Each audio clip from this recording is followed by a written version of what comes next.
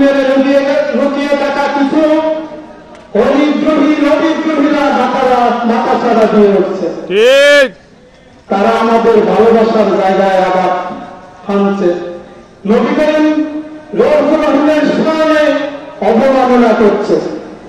বাংলাদেশের বিভিন্ন জায়গায় অনেক মজার ঘুরিয়ে দেওয়া হয়েছে। বাংলাদেশের বিভিন্ন জায়গায় তাদেরকে অসম্মানজনকভাবে প্রতিষ্ঠান থেকে মসজিদ থেকে বিদায় করে দিয়েছে।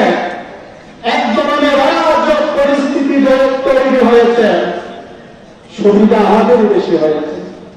আমরা যারা বাঙালি ছিলাম, আমরা যারা বিভিন্ন দরবার কেন্দ্রিক ছিলাম, আমরা সবাই আজকে ঐক্যবদ্ধ হয়েছি। আমরা শপথ নিয়ে এসেছি বাংলাদেশের রাজনীতির হিসাব পাল্টে দেওয়া হবে।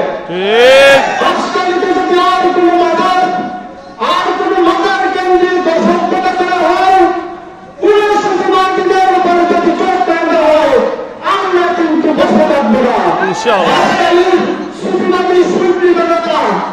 আমরা শান্তিপ্রিয় জনতা, মনে রাখবেন, শান্তিপ্রিয় জনতা যখন কেটে যাবে তখন পালাবার পথ পাবেন না।